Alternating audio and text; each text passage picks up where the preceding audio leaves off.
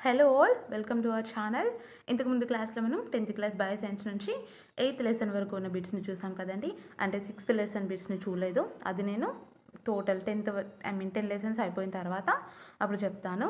ఎందుకంటే అందులో చాలా ఎక్కువ బిట్స్ ఉన్నాయి, ఒకేసారి అంత క్లాస్ రికార్డ్ చేసేంత టైం లేదు కాబట్టి అది అలా ఆపాను. సో ఇప్పుడు వచ్చేసి ఈ క్లాస్లో 9th లెసన్ మన పర్యావరణం మన బాధ్యత అనేటటువంటి లెసన్లో ఉన్న బిట్స్ని చూద్దాం, ఓకేనా. ఇందులో ఫస్ట్ పాయింట్ వచ్చేసి జీవజాలం మీద ప్రభావం చూపేటటువంటి జీవ భౌతిక కారకాలతో పాటు రసాయన కారకాలన్నింటితో గల పరస్పర సంబంధాన్నే పర్యావరణం అంటారు. నెక్స్ట్ పాయింట్, గాలి, నేల, నీరు, కాంతి మొదలైన భౌతిక కారకాలను నిర్జీవ కారకాలు అని, జీవజాలాన్నంతటినీ కలిపి సజీవ కారకాలు అని చెప్పేసి పిలవడం జరుగుతుంది. నెక్స్ట్ పాయింట్, జీవులు నివసించేటటువంటి ప్రదేశాన్ని ఆవాసం అంటారు. నెక్స్ట్ పాయింట్, ఆహారపు గొలుసులన్నీ కలిసి ఆహార జాలకాన్ని ఏర్పరుస్తాయి. నెక్స్ట్ పాయింట్, ఆహారపు గొలుసుల ఉత్పత్తిదారుల నుంచి వినియోగదారుల వరకు వెళ్ళే కొద్దీ ప్రతి స్థాయిలోనూ జీవుల యొక్క సంఖ్య తగ్గిపోతుంది. అంటే మనకు ప్రాథమిక వినియోగదారులు, ద్వితీయ వినియోగదారులు, తృతీయ వినియోగదారులు అని ఉంటుంది కదండి. సో ఒక్కొక్క స్థాయికి వెళ్ళే కొద్దీ ప్రతి స్థాయిలోనూ కూడా జీవుల సంఖ్య అనేది తగ్గిపోతుంది. ఇక్కడ చూడండి, ఫస్ట్ ఉత్పత్తిదారులు సూర్యకాంతి సమక్షంలో కిరణజన్య సంయోగక్రియ ద్వారా ఆహారాన్ని తయారు చేస్తాయి. అండ్ నెక్స్ట్ వచ్చేసి వీటిని ప్రాథమిక వినియోగదారులు ఉపయోగించుకుంటాయి. నెక్స్ట్ ద్వితీయ వినియోగదారులు, నెక్స్ట్ తృతీయ వినియోగదారులు, అండ్ ఫైనల్గా ఉన్నత స్థాయి వినియోగదారులు. సో ఈ విధంగా దీనికి ఎగ్జాంపుల్స్ కనుక చూసినట్లయితే ఫస్ట్ వన్ వచ్చేసి గడ్డి, మిడత, కప్ప, పాము, గద్ద. నెక్స్ట్ ఎగ్జాంపుల్ గడ్డి, కుందేలు, నక్క, తోడేలు. నెక్స్ట్ వన్ వచ్చేసి గడ్డి, మేక, మానవుడు. నెక్స్ట్ పాయింట్, శక్తికి మూలం సూర్యకాంతి. నెక్స్ట్ పాయింట్, ఒక జీవి నుంచి మరొక జీవికి ఏ విధంగా శక్తి బదిలీ అవుతుందో ఆహారపు గొలుసు అనేది చూపించడం జరుగుతుంది. నెక్స్ట్, ఈ బదిలీలో ఎక్కువ మొత్తంలో అంటే 80 to 90% వరకు శక్తి అనేది జీవుల నుండి శ్వాసక్రియలోను ఇతర క్రియల ద్వారా ఉత్పత్తి అయినటువంటి ఉష్ణం రూపంలో నష్టపోవడం అనేది జరుగుతుంది. పాయింట్, ఆహారపు గొలుసులోని 3 స్థాయిల తర్వాత శక్తి మాత్రమే ఉన్నత స్థాయి వినియోగదారులకు అందుబాటులో ఉంటుంది. నెక్స్ట్ పాయింట్, జీవావరణంలో ఎన్నో ఆవరణ వ్యవస్థలు ఉన్నాయి. నెక్స్ట్, భూమధ్య రేఖకు ధృవాలకు మధ్య గల శీతోష్ణ స్థితిలోని వ్యత్యాసాలే భౌమ్యావరణ వ్యవస్థలను నిర్ధారిస్తాయి. నెక్స్ట్ పాయింట్, ఆఫ్రికాలోని భూమధ్య రేఖకు దగ్గరగా ఉన్నటువంటి కిలిమంజారో పర్వతాన్ని మన దేశంలోని హిమాలయ పర్వతాలను అధిరోహించేటప్పుడు ఆవరణ వ్యవస్థలో వ్యత్యాసాలను మనం గమనించవచ్చు. అండ్ నెక్స్ట్ పాయింట్, పర్వత పాదాలలో ఉండేటటువంటి వర్షపాత అడవులలో మొదలై పర్వత శిఖర ప్రాంతంలో నిరంతరం మంచు హిమపాతంతో అంతమవుతుంది. నెక్స్ట్, జీవుల మధ్య ఆహార సంబంధాలు అత్యంత సరళంగా కానీ లేక మార్పులకు లోనవ్వకుండా కానీ ఉండవు. నెక్స్ట్ పాయింట్, సూర్యుని నుంచి గ్రహించబడినటువంటి శక్తి ఒక పోషకాహార స్థాయి నుంచి తరువాత పోషక స్థాయికి అందించబడుతూ ఆవరణ వ్యవస్థ అంతా ప్రసరిస్తుంది. నెక్స్ట్ పాయింట్, ప్రతి జంతువు ఆహార జాలకంలో ఒక నిర్దిష్టమైనటువంటి స్థానాన్ని కలిగి ఉంటుంది. దీన్ని ఆ జంతువు యొక్క ఆహార జాలకపు ఆవాసం లేదా నిచ్ అని వర్ణిస్తారు. నిచ్ అని దేన్ని అంటారండి? ఆహార జాలకం ఉంటుంది కదండి. సో ఆహార జాలకంలో ప్రతి జంతువు కూడా అది చిన్నది కానీ పెద్దది కానీ ఏదైనా సరే ఒక నిర్దిష్టమైనటువంటి స్థానాన్ని కలిగి ఉంటుంది. సో దాన్నే ఆ జంతువు యొక్క ఆహార జాలకపు ఆవాసం లేదా నిచ్ అని వ్యవహరిస్తారు. నెక్స్ట్, జీవావరణ పిరమిడ్లు. ఇందులో ఫస్ట్ పాయింట్, ఆహారపు గొలుసు జీవుల మధ్య ఆహార సంబంధాలను వివరించినట్లుగానే జీవావరణ శాస్త్ర పిరమిడ్లు ఒక జీవి నుంచి మరొక జీవికి జరిగేటటువంటి శక్తి ప్రసరణను తెలుపుతాయి. నెక్స్ట్ పాయింట్, ఆహార గొలుసులోని జీవుల మధ్య సంబంధాలను చూపడానికి లేదా వర్ణించడానికి ఆవరణ వ్యవస్థలు పిరమిడ్ అనేటటువంటి భావనను ఉపయోగిస్తారు. నెక్స్ట్ పాయింట్, వివిధ పోషక స్థాయిలో ఆవరణ వ్యవస్థ యొక్క నిర్మాణాన్ని పిరమిడ్ రూపంలో రేఖాత్మకంగా చూపేటటువంటి చిత్రాన్నే జీవావరణ పిరమిడ్ అంటారు. నెక్స్ట్ పాయింట్, బ్రిటిష్ ఆవరణ శాస్త్రవేత్త చార్లెస్ ఎల్టన్ 1927లో ఆవరణ శాస్త్ర పిరమిడ్ రేఖాచిత్రాలను ప్రప్రథమంగా ప్రవేశపెట్టాడు. ఆవరణ శాస్త్ర పిరమిడ్ రేఖా చిత్రాలను ప్రప్రథమంగా ప్రవేశపెట్టింది ఎవరండి? బ్రిటిష్ ఆవరణ శాస్త్రవేత్త అయినటువంటి చార్లెస్ ఎల్డన్. మరి ఏ సంవత్సరంలో అంటే 1927లో. నెక్స్ట్ పాయింట్, పిరమిడ్ పీఠ భాగంలో ఉత్పత్తిదారులు అనగా ప్రథమ పోషక స్థాయి అండి. నెక్స్ట్ వాటిపైన క్రమంగా ఇతర పోషక స్థాయిలు, అంటే ఫస్ట్ ప్రథమ పోషక స్థాయి, నెక్స్ట్ ద్వితీయ, నెక్స్ట్ తృతీయ వినియోగదారులు, ఈ విధంగా ఉంటాయన్నమాట. సో ఒకదానిపై ఒకటి చొప్పున పిరమిడ్ శిఖరం వరకు అమరి ఉంటాయి. మరి ఆవరణ శాస్త్ర పిరమిడ్లు 3 రకాలండి. ఫస్ట్ వన్ సంఖ్యా పిరమిడ్లు, సెకండ్ వన్ జీవద్రవ్యరాశి పిరమిడ్లు, థర్డ్ వన్ శక్తి పిరమిడ్లు. సో ఇక్కడ చూసుకున్నట్లయితే ఫస్ట్ వన్ వచ్చేసి సంఖ్యా పిరమిడ్లు కదండి. నేను దీని గురించి ఇక్కడ రాయలేదండి, బట్ చెప్తాను చూడండి కొన్ని పాయింట్స్. జీవుల సంఖ్యను పోల్చడంలో చాలా ఎక్కువ, తక్కువ, అతి తక్కువ అనేటటువంటి పదాలను మనం ఉపయోగించవలసి ఉంటుంది. అండ్ నెక్స్ట్, ఆహారపు గొలుసులోని జీవుల సంఖ్యను పిరమిడ్ అనేటటువంటి రేఖాపటం ద్వారా మనం చూపవచ్చును. నెక్స్ట్, పిరమిడ్లోని ప్రతి భాగం ఆహార గొలుసులోని ప్రతి పోషక స్థాయిలో గల జీవుల సంఖ్యను సూచిస్తుంది. నెక్స్ట్ పాయింట్, ప్రథమ వినియోగదారుల స్థాయి నుండి అతిపెద్ద మాంసాహారుల వరకు ఆహారపు గొలుసులోని ప్రతి పోషక స్థాయిలో సాధారణంగా జీవుల పరిమాణం అనేది పెరుగుతూ ఉంటుంది, కానీ జీవుల సంఖ్య తగ్గుతుంది. ఇక్కడ ఏమర్థమవుతుందని మనకి, ప్రథమ వినియోగదారుల స్థాయి నుంచి అతిపెద్ద మాంసాహారుల వరకు కనుక ఆహారపు గొలుసుని తీసుకున్నట్లయితే ప్రతి పోషక స్థాయిలోనూ సాధారణంగా జీవుల పరిమాణమేమో పెరుగుతూ ఉంటుంది, కానీ జీవుల సంఖ్య ఏమవుతుంది, తగ్గిపోతుంది. అంటే గడ్డిని తినేటటువంటి మిడత చిన్నగా ఉంటుంది, కానీ మిడతను తినేటటువంటి నెక్స్ట్ జీవి ఏమైతే ఉంటుందో అది కొంచెం పెద్దగా, నెక్స్ట్ మరి కొంచెం పెద్దగా, ఇట్లా ఒక్కొక్క స్థాయి పెరిగే క్రమంలో ఆ యొక్క జీవుల యొక్క పరిమాణం పెరుగుతుంది, కానీ వాటి యొక్క సంఖ్య ఎలా ఉంటుంది, తగ్గిపోతూ ఉంటుంది. ఓకేనా. నెక్స్ట్, ఫర్ ఎగ్జాంపుల్ కనుక చూసినట్లయితే అడవిలో ఎపిడ్స్ అనేవి చిన్నవిగా ఎక్కువ సంఖ్యలో ఉంటాయి. ఎపిడ్స్ని ఆహారంగా గ్రహించేటటువంటి అక్షింతల పురుగులు వాటి యొక్క పరిమాణం పెద్దగా ఉంటుంది. అండ్ ఎపిడ్స్ సంఖ్యతో పోల్చినట్లయితే అక్షంత పురుగుల యొక్క సంఖ్య అనేది తక్కువగా ఉంటుంది.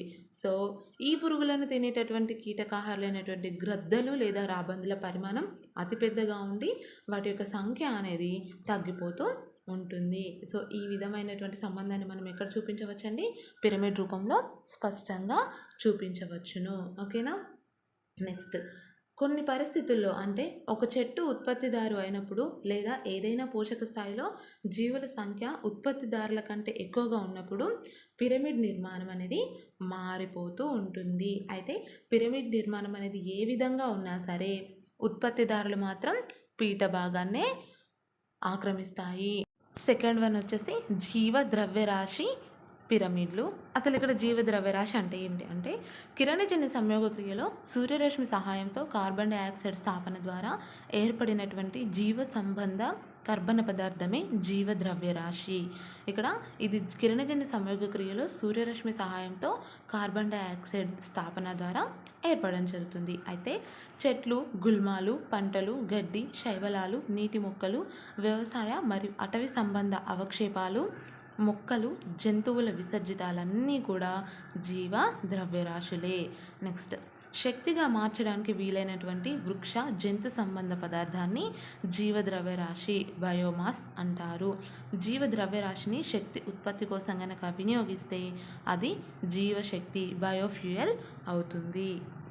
నెక్స్ట్ ఉన్నటువంటి కొన్ని పాయింట్స్ చూడండి. భౌమ్యావరణ వ్యవస్థలో ఉత్పత్తిదారుల నుంచి మాంసాహారుల వరకు జీవద్రవ్యరాశి క్రమంగా తగ్గుతూ ఉంటుంది. అందువల్ల జీవద్రవ్యరాశి పిరమిడ్లు నిర్మాణం, అంటే జీవద్రవ్యరాశి పిరమిడ్ల యొక్క నిర్మాణం నిటారుగా ఉంటుంది. జలావరణ వ్యవస్థలో ఉత్పత్తిదారుల జీవద్రవ్యరాశి ఇతర పోషక స్థాయిలలో ఉన్నటువంటి జీవుల జీవద్రవ్యరాశి కంటే కూడా చాలా తక్కువగా ఉంటుంది.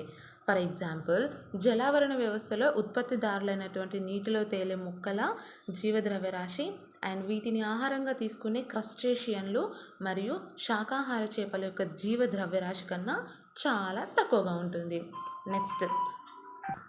నెక్స్ట్ పాయింట్, చిన్న చేపలను తినేటటువంటి పెద్ద మాంసాహార చేపల జీవద్రవ్యరాశి చాలా ఎక్కువగా ఉంటుంది.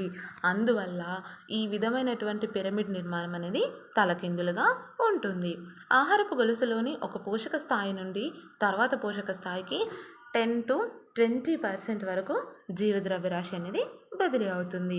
నెక్స్ట్ పాయింట్, సంఖ్యా పిరమిడ్ను తిరగతిప్పినట్లయితే జీవద్రవ్యరాశి పిరమిడ్ ఏర్పడుతుంది. జీవద్రవ్యరాశి పిరమిడ్ దేన్ని తిరగతిప్పితే ఏర్పడుతుందండి? సంఖ్యా పిరమిడ్ను తిరగతిప్పితే ఏర్పడుతుంది. సో నెక్స్ట్, పోషక స్థాయిల మధ్య గల ఆహార సంబంధాలను అర్థం చేసుకోవడానికి సులభంగా ఉంటుంది. ఎపిడ్ల జనాభా గడ్డిపై ఆధారపడి ఉత్పత్తి చేసినటువంటి జీవద్రవ్యరాశిని సూచిస్తుంది. నెక్స్ట్ పాయింట్, అక్షింతల పురుగుల జీవద్రవ్యరాశికి ఇది ఆధారమవుతుంది. ఇదే విధంగా ఈ జీవద్రవ్యరాశి ఆహారపు గొలుసు చివరి వరకు కొనసాగుతుంది. అంటే ఆవరణ వ్యవస్థలో జీవద్రవ్యరాశి ఒక పోషక స్థాయి నుంచి తర్వాత పోషక స్థాయికి ఆహారం అవుతుందని మనం క్లుప్తంగా చెప్పవచ్చు. సో నెక్స్ట్, ఇక్కడ మీకు తెలుసా అని చెప్పేసి చిన్న బిట్ ఇచ్చారండి. అదేంటంటే, శిలాజ ఇంధనాలపై అనగా భూమిలో మృత కళేబరాల అవాయు విచ్ఛిన్న క్రియ ద్వారా ఏర్పడిన పెట్రోలియం, బొగ్గు మొదలైనటువంటి ఇంధనాలు, వీటినే కదా శిలాజ ఇంధనాలు అంటాము. సో ఈ శిలాజ ఇంధనాలపై మనం ఆధారపడటాన్ని తగ్గించడానికి, గాలి కాలుష్యాన్ని తగ్గించడానికి జీవద్రవ్యరాశిని కూడా ఒక ఇంధన వనరుగా మనం వినియోగించవచ్చును. అయితే జీవద్రవ్యరాశిని ఇంధనంగా వాడినప్పుడు కూడా కార్బన్ డైఆక్సైడ్ విడుదలవుతుంది. కానీ అది జీవద్రవ్యరాశి ఏర్పడటానికి తిరిగి గాలి నుంచి గ్రహించబడుతుంది. ఇది వచ్చేసి మీకు తెలుసా అని చెప్పేసి ఇచ్చినటువంటి బిట్ అండి. నెక్స్ట్, ఇంకా జీవద్రవ్యరాశి పిరమిడ్ అనేది ఫినిష్ అవ్వలేదండి. ఇందులో ఉన్నటువంటి నెక్స్ట్ పాయింట్ వచ్చేసి, ఒక పోషక స్థాయిలోని జీవద్రవ్యరాశి దాని కింది స్థాయిలోని జీవద్రవ్యరాశి కన్నా తక్కువగా ఉంటుంది. మరి ఎందుకు అంటే, జీవద్రవ్యరాశి అనేది అందుబాటులో ఉన్న మొత్తం ఆహారానికి కొలమానం. నెక్స్ట్, జంతువులు తమ ఆహారాన్ని గ్రహించినప్పుడు దానిలోని కొంత భాగం మాత్రమే తర్వాత పోషక స్థాయికి అవసరమయ్యేటటువంటి కొత్త కణజాలాలు ఏర్పడటానికి వినియోగించబడుతుంది. ఆహారంగా గ్రహించినటువంటి జీవద్రవ్యరాశి చాలా వరకు విసర్జించబడటం లేదా శక్తి ఉత్పత్తిలో ఉపయోగించబడకపోవడం జరుగుతుంది. నెక్స్ట్ పాయింట్, జంతువులలో అది గ్రహించిన ఆహారాన్ని శారీరక కణజాలంగా మార్చుకునేటటువంటి సామర్థ్యం ఏదైతే ఉంటుందో అది తక్కువగా ఉంటుందని జీవద్రవ్యరాశి పిరమిడ్ తెలుపుతుంది. సో మిగిలిన ఆహారం జీర్ణం కాకుండా విసర్జించబడుతుంది లేదా పోషణ వంటి క్రియలకు అవసరమయ్యేటటువంటి శక్తి ఉత్పత్తికి శ్వాసక్రియలో విచ్ఛిన్నం చేయబడుతుంది. నెక్స్ట్ పాయింట్, చాలా జంతువులు తాము గ్రహించినటువంటి ఆహారంలో 10% కంటే మించకుండా శరీర కణజాలాలు తయారవడంలో వినియోగించుకుంటాయి. నెక్స్ట్ పాయింట్, కొన్ని శాకాహారులు అతి తక్కువ మాత్రమే శక్తిని ఉపయోగించుకుంటాయి. చేపలను ఆహారంగా తీసుకునే మానవుడు ఉన్నటువంటి ఆహారపు గొలుసును ఉదాహరణగా తీసుకొని మరింత వివరంగా కనుక చూసినట్లయితే, ఈ యొక్క గొలుసులో అంటే ఈ యొక్క ఆహారపు గొలుసులో సముద్రంలోని ఉపరితల నీటిలో తేలియాడే మొక్కలు అనగా వృక్ష ప్లవాకాలు అనేవి ఉత్పత్తిదారులుగా ఉంటాయి. సముద్రంలోని ఉపరితల నీటిలో తేలియాడేటటువంటి ఏ మొక్కలు ఉత్పత్తిదారులుగా ఉంటాయండి? వృక్ష ప్లవాకాలు. అయితే ఇవి సూర్యకాంతి నుంచి శక్తిని శోషిస్తాయి. నీటిపై తేలే జంతుజాలం ఈ మొక్కలను ఆహారంగా గ్రహిస్తాయి. ఈ జంతు ప్లవాకాలను చేపలు తింటాయి. అండ్ ఆహారపు గొలుసులో చివరిగా చేపలను మానవుడు ఆహారంగా గ్రహిస్తాడు. నెక్స్ట్, సో ఈ ఆహారపు గొలుసును కనుక చూసినట్లయితే ప్రతి పోషక స్థాయిలో సుమారు 90% ఆహారం అనేది నష్టపోవడం జరుగుతుంది. అంటే 1000 కిలోల నీటిలో తేలేటటువంటి మొక్కలు 100 కిలోల నీటిపై తేలే జంతు ప్లవాకాల ఉత్పత్తికి అవసరమవుతుంది. అయితే ఈ 100 కిలోల జంతు ప్లవాకాలు 10 కిలోల చేపల ఉత్పత్తికి, తిరిగి ఈ చేపలు 1 కిలో మానవ కణజాలాల ఉత్పత్తికి అవసరమవుతాయి. నెక్స్ట్ పాయింట్, ఈ జీవద్రవ్యరాశి ఉత్పత్తి ప్రక్రియలో మొక్కలలో నిక్షిప్తమైన స్థితిశక్తి పై పోషక స్థాయిలకు వెళ్ళే కొద్ది క్రమంగా నష్టపోవడం జరుగుతుంది. ఆహారపు గొలుసులో ఉత్పత్తిదారులకు దగ్గరలో ఉండే జంతుజాలానికి ఎక్కువ శక్తి అందుబాటులో ఉంటుంది. నెక్స్ట్ పాయింట్, ఆహారపు గొలుసులో పోషక స్థాయిల సంఖ్య తక్కువగా ఉంటే చివరి స్థాయి జంతుజాలానికి ఎక్కువ శక్తి లభిస్తుంది. యాక్చువల్లీ వాయిస్ ఏమైనా కనుక తక్కువ అవ్వడం, స్పీడ్ అవ్వడం, స్లో అవ్వడం ఉంటే సో హోప్ యూ అండర్స్టాండ్, కొంచెం అడ్జస్ట్ చేసుకోండి. నెక్స్ట్ వచ్చేసి శక్తి పిరమిడ్లు. మనం ఆవరణ శాస్త్ర పిరమిడ్లు 3 అని, అందులో ఒకటి సంఖ్యా పిరమిడ్లని, సెకండ్ వన్ జీవద్రవ్యరాశి పిరమిడ్లు, థర్డ్ వన్ శక్తి పిరమిడ్లు అని చెప్పుకున్నాం కదండి. మనం ఇంతవరకు సంఖ్యా పిరమిడ్లు, జీవద్రవ్యరాశి పిరమిడ్ల గురించి చూసాము. ఇప్పుడు వచ్చేసి శక్తి పిరమిడ్లు. ఇందులో కనుక చూసినట్లయితే జీవులలో పెరుగుదలకు మరియు శరీర భాగాల నిర్మాణానికి, క్షీణించిన భాగాల పునర్నిర్మాణానికి అవసరమయ్యేటటువంటి పదార్థాలు మరియు శక్తికి ఆహారం ముఖ్యమైన వనరుగా ఉంటుంది. సో స్వభావరీత్యా ఆహారం అనేది ఒక రసాయన శక్తి. ఇది నిలువ చేయబడినటువంటి స్థితిశక్తి రూపంలో ఉంటుంది. నెక్స్ట్, నిరంతరం పదార్థాలను గ్రహించడానికి, సేంద్రియ పదార్థాల ఉత్పత్తికి మరియు సేంద్రియ పదార్థాల నుంచి నిరీంద్రియ పదార్థాల మార్పిడికి, వాటి విడుదలకు జీవులలో వివిధ యంత్రాంగాలు ఉన్నాయి. మొక్కలు ఖనిజాలను నేల నుండి గ్రహిస్తాయి. ఇది నీటితో పాటు వేళ్ళ ద్వారా మొక్కలలోకి శోషించబడతాయి. ఈ ఖనిజ లవణాలు అనేటివి నీటితో పాటు వేర్ల ద్వారా మొక్కల్లోకి శోషించబడతాయి. నెక్స్ట్ పాయింట్, జీవుల మనుగడకు కిరణజన్య సంయోగక్రియ అతి ముఖ్యమైన ప్రక్రియ. సో సూర్యకాంతి, కార్బన్ డైఆక్సైడ్ మరియు నీరు నిర్జీవ అంశాలు అయినప్పటికీ ఇవి జంతువులకు ఎంతో అవసరం. నెక్స్ట్ పాయింట్, ఉత్పత్తిదారులైన ఆకుపచ్చని మొక్కలు ఈ పదార్థాలను శక్తి రూపంలోకి మార్చి జీవ ప్రపంచానికి వినియోగదారులకు అందుబాటులో ఉంచుతాయి. నెక్స్ట్, ఉత్పత్తిదారుల నుంచి వివిధ వినియోగదారులకు ఆహారం మరియు శక్తి బదిలీని అర్థం చేసుకోవడానికి ఆహారపు గొలుసులు, ఆహారపు జాలకం తోడ్పడతాయి. నెక్స్ట్, మొక్కలు లేదా జంతువులు రెండింటి నుంచి ఆహారాన్ని గ్రహించడం వలన జంతువులు అవసరమైనటువంటి ఖనిజాలను పొందుతాయి. అయితే ఈ ఖనిజాలు నిరంతరం భూమి నుంచి తొలగించబడుతూ, గ్రహించబడుతూ మళ్ళీ మొక్కలలోనే భాగంగా మారతాయి. తర్వాత ఈ మొక్కలను ఆహారంగా గ్రహించే జంతువుల శరీరంలో భాగమవుతాయి. నెక్స్ట్ పాయింట్, జీవి ఆహారం గ్రహించగానే దానిలోని శక్తి శరీరంలో వివిధ పంతాలను అనుసరిస్తుంది. గ్రహించిన ఆహారం అంతా జీర్ణం కాదు. జంతు సంబంధ ఆహారంలోని వెంట్రుకలు, ఈకలు, కీటకాల బాహ్య అస్థిపంజరాలు, మృదులాస్థి మరియు ఎముకలు, వృక్ష సంబంధ ఆహారంలోని సెల్యులోజ్ మరియు లిగ్నిన్లు చాలా జంతువులు జీర్ణం చేసుకోలేవు. సో ఇలాంటి జీర్ణం కాని పదార్థ భాగాలు విసర్జించబడడం ద్వారా కానీ, వాంతి రూపంలో కానీ శరీరం నుంచి బయటకు పంపబడతాయి. నెక్స్ట్ పాయింట్, శోషించబడినటువంటి శక్తి అనగా శ్వాసక్రియ మరియు విసర్జన ద్వారా నష్టపోనిది. మనం ఆల్రెడీ చెప్పుకున్నాం కదండి, మనం గ్రహించినటువంటి శక్తి ఏదైతే ఉంటుందో అందులో 80 to 90% శ్వాసక్రియ ద్వారా, అంటిత క్రియల ద్వారా నష్టపోవడం జరుగుతుందని చెప్పేసి. సో ఇక్కడ శోషించబడినటువంటి శక్తి అంటే ఏంటండి, మనం నష్టపోకుండా మిగిలింది ఏదైతే ఉంటుందో అదే. సో పెరుగుదల మరియు ప్రత్యుత్పత్తి ద్వారా శరీరంలో కొత్త జీవద్రవ్యరాశి తయారవడానికి అందుబాటులో ఉంటుంది. నెక్స్ట్ పాయింట్, మరణించడం, రోగాల బారిన పడడం లేదా వార్షికంగా ఆకులు రాలడం వలన జీవులు కొంత జీవద్రవ్యరాశిని నష్టపోతాయి. ఈ జీవుల ద్రవ్యరాశి పూతికాహారపు గొలుసు ద్వారా, అంటే జీవులు మరణించి కుళ్ళిపోవడం వలన తిరిగి పర్యావరణానికి అనగా నేల, నీరు, గాలికి చేరుతుంది. నెక్స్ట్ పాయింట్, మిగిలిన జీవద్రవ్యరాశిని శాకాహారులు లేదా పరభక్షకాలు ఆహారంగా వినియోగించుకోగా దానిలో శక్తి ఆవరణ వ్యవస్థలోని తర్వాత ఉన్నత పోషక స్థాయిలోకి ప్రవేశిస్తుంది. ఓకేనా. నెక్స్ట్ పాయింట్, జీవులు మరియు వాటి పర్యావరణానికి మధ్య జరిగేటటువంటి పదార్థాల ప్రసరణను పదార్థ చక్రీయం లేదా లవణాల రవాణాల లేదా జీవభౌతిక రసాయన వలయం అని చెప్పేసి అంటారు. నెక్స్ట్ పాయింట్, సూర్యుని నుంచి లభించేటటువంటి సౌరశక్తి ఆవరణ వ్యవస్థలోని ఉత్పత్తిదారులలోకి ప్రవేశిస్తుంది. నెక్స్ట్, ఆకుపచ్చ మొక్కలు మరియు కిరణజన్య సంయోగ క్రియ జరిపేటటువంటి బ్యాక్టీరియాలు తప్ప ఇతర జీవులేవి సౌరశక్తిని శోషించలేవు మరియు దాన్ని రసాయన శక్తిగా మార్చలేవు.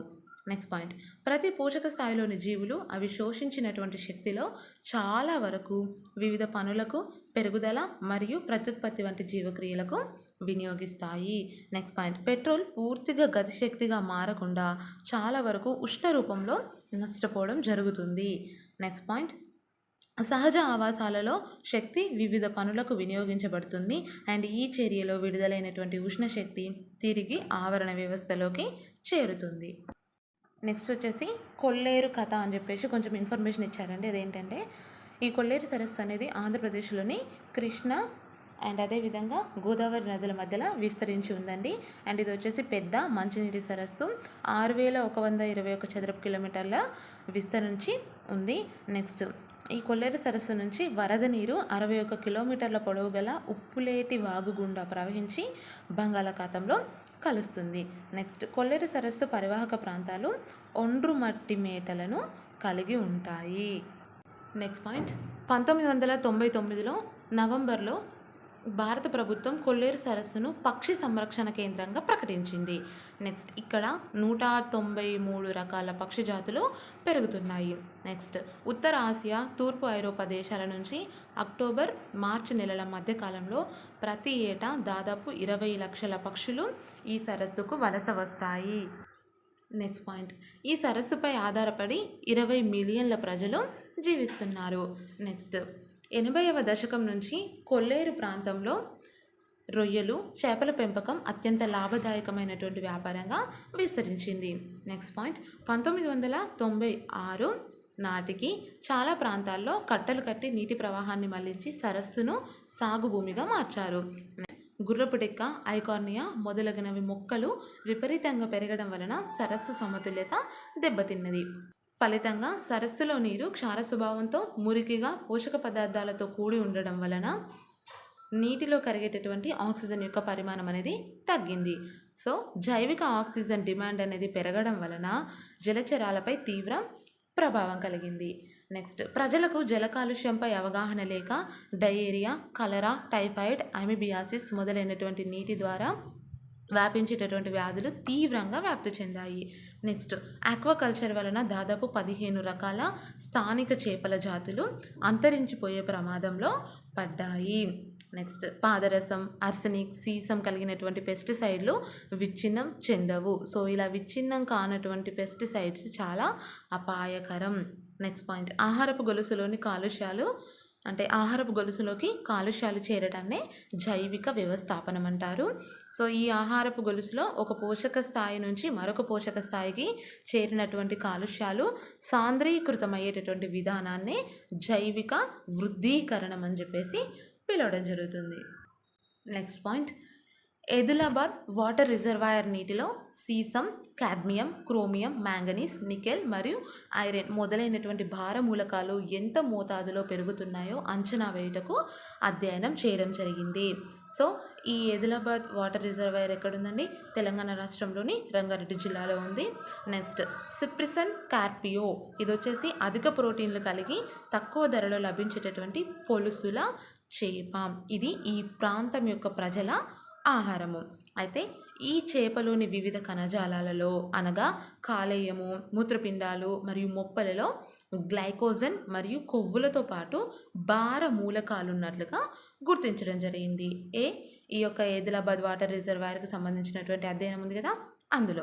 సో బీబీ నగర్ ఆదిలాబాద్కు 30 కిలోమీటర్ల దూరంలో ఉంటుంది. బీబీ నగర్ రిజర్వాయర్లోని చేపల కన్నా ఆదిలాబాద్ చేపల్లో గ్లైకోజన్ మరియు లిపిడ్లు తక్కువగాను భారమూలకం సంచయనం ఎక్కువగాను ఉన్నట్లు పరిశోధనల్లో తేలింది. నెక్స్ట్ ఆదిలాబాద్ చేపల్లో భారమూలకాల పరిమాణం దేశ సగటు కన్నా ఎక్కువగా ఉన్నట్లుగా తెలిసింది. నెక్స్ట్ అండ్ అదేవిధంగా భారమూలకాల గాఢతను గనక పరిశీలిస్తే అన్నింటికన్నా ఎక్కువగా ఇనుము ఉండగా సీసం, క్రోమియం, నికెల్, కాడ్మియం తర్వాత స్థానాల్లో ఉన్నాయి. నెక్స్ట్ పాయింట్ మానవుల్లో ఆహార జాలకం ద్వారా భారమూలకాల గాఢత పెరిగి అధిక రక్తపోటు, తీవ్రమైనటువంటి జ్వరం మరియు మూత్రపిండాల క్షీణత, వాంతులు మొదలైనటువంటి అనేక శారీరక రుగ్మతలకు గురవడం గుర్తించారు. నెక్స్ట్ పాయింట్ మీకు తెలుసా అని చెప్పేసి చిన్న ఇన్ఫర్మేషన్ ఇచ్చారండి, అది నేను ఇక్కడ రాలేదు, చెప్తాను. మినిమిటా వ్యాధిని మొదట 1956లో జపాన్లోని కుమామోటో ప్రీఫెక్చర్లో గల మినిమిటా నగరంలో కనుగొన్నారు. నెక్స్ట్ 1932 నుంచి 1968 వరకు చిస్సో కార్పొరేషన్ వారి రసాయన పరిశ్రమ నుంచి విడుదలైన మిథైల్ మెర్క్యూరీతో కూడిన వ్యర్థ జలాలే మినిమిటా వ్యాధికి కారణం. నెక్స్ట్ షిరణి సముద్రం మినిమిటా అఖాతంలో ఉండేటటువంటి చేపల ద్వారా వీటిని తినేటటువంటి స్థానిక మనుషుల్లోకి మిథైల్ మెర్క్యూరీ చేరి అనారోగ్యాలకు దారితీసింది. సో దాని ఫలితంగా పిల్లులు, కుక్కలు, పందులు, మనుషులు మరణాలు 36 ఏళ్లుగా కొనసాగాయి. నెక్స్ట్ వచ్చేసి 1958లో చైనాలో వేటాడబడినంతగా ప్రపంచంలో పక్షులు వేటాడబడినట్లు ఎక్కడ దాఖలాలు లేవు. దీని గురించి కాస్త ఇన్ఫర్మేషన్ ఇచ్చారండి. 2 పేపర్స్లో ఉంది. సో అది నేను ఇక్కడ రాయలేను కదా, సో టెక్స్ట్ బుక్లోనే చెప్తాను. అయితే 1958వ సంవత్సరంలో చైనాలో వేటాడబడినట్లుగా ప్రపంచంలో పక్షులు వేటాడబడినట్లు ఎక్కడ కూడా దాఖలాలు లేదు. అయితే చైనా గవర్నమెంట్ ఏం చేస్తుందంటే చైనా యొక్క ప్రభుత్వం పారిశ్రామిక ఉత్పత్తులను పెంచే దిశలో గ్రామీణ రైతులను పెద్ద ఎత్తున ప్రోత్సహించడం ద్వారా పారిశ్రామిక ఉత్పత్తిని త్వరితంగా సాధించడానికి వారు ప్రణాళికల్ని రూపొందిస్తారు. అయితే అభివృద్ధి చెందినటువంటి దేశాల మాదిరి తొందరగా ఆధునికత రూపుదిద్దుకునేందుకు చైనా ప్రభుత్వం ఒక ఉద్యమాన్ని చేపడుతుంది. అయితే అప్పటిదాకా చైనా వ్యవసాయ ఆధారిత సమాజమే.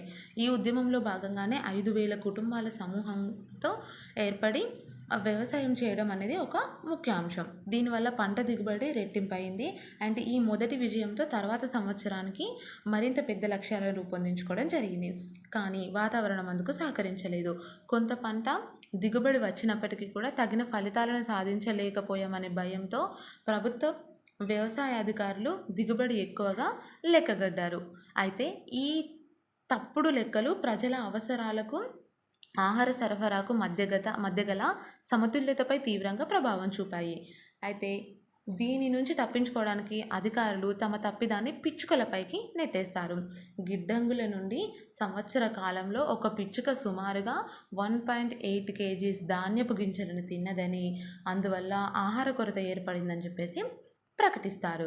సో పిచ్చుకలపై ఈ నేరాన్ని మోపడం వల్ల పల్లెల్లో, పట్టణాల్లో ప్రజలందరినీ పిచ్చుకలపై యుద్ధం చేయవలసిందిగా ఆదేశిస్తారు. సో అయితే ఇలా వాళ్ళు పిచ్చుకలపై కక్ష కట్టి ఎక్కడ కనబడ్డా సరే వాటిని షూట్ చేయడం, చంపేయడం లాంటివి చేస్తారండి. సో చాలా వరకు పిచ్చుకలు చనిపోతాయి. అయితే తర్వాత కొంతమంది సైంటిస్టులు ఏం చేస్తారంటే చనిపోయిన పిచ్చుకల యొక్క జీర్ణ వ్యవస్థలోని పదార్థాలను పరిశీలిస్తే దానిలో 3 వంతులు పంటలను నాశనం చేసే క్రిమి కీటకాలే ఉంటాయి. అండ్ 1 వంతు మాత్రమే ధాన్యపు గింజలు ఉన్నట్లుగా కనుక్కుంటారు.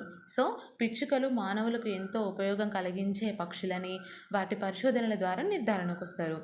అయితే పిచ్చుకలను నాశనం చేసే ప్రయత్నాల వలన పంట దిగుబడి పెరగకపోగా మరింత తగ్గిపోవడం జరిగింది. సో ఇదంతా తెలుసుకున్నటువంటి గవర్నమెంట్ ఈ ఉద్యమాన్ని ఆపివేస్తుంది. ఈ విధంగా చైనాలో 1958లో చంపబడినంత పక్షులు ఇంకెక్కడ కూడా ప్రపంచంలో ఎప్పుడూ చంపబడలేదు.